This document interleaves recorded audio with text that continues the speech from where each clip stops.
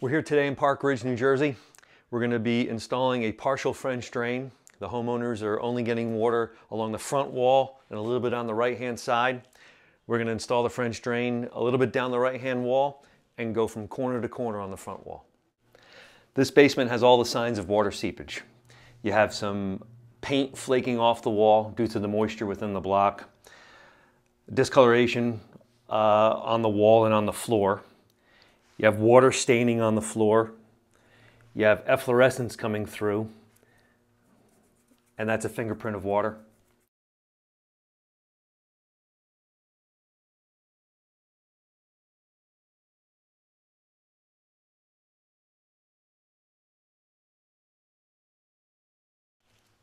So after jackhammering our trench roughly a foot wide, you can see here's the footing. We have to come out that much further and create a trench for our pipe and gravel.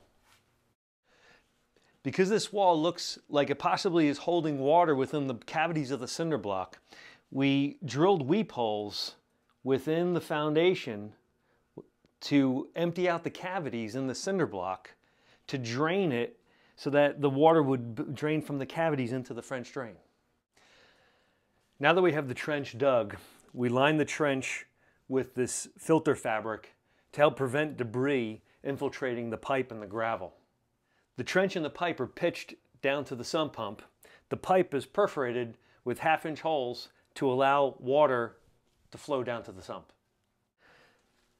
Now that the PVC pipe is pitched and leading into the sump pit, we buried the pipe with 3/4 inch gravel, and we're going to cover the gravel with our filter fabric and start to re-cement the floor back.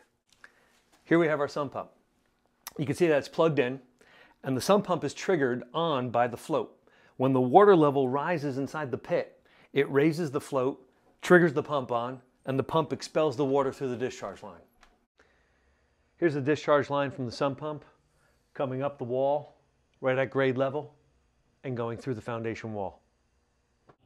So here's the discharge pipe from the pump coming out through the house. The homeowner has an underground pipe leading out to a catch basin, and this discharge pipe is tapping right into that. So here we finished off the job by re-cementing back the concrete floor over the French drain, nice and smooth, but we leave a 1-inch opening.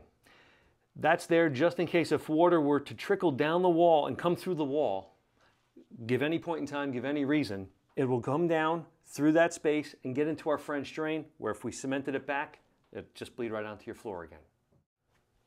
In instances where we have to have a sealed system due to radon, what we do is we do not leave the 1-inch gap.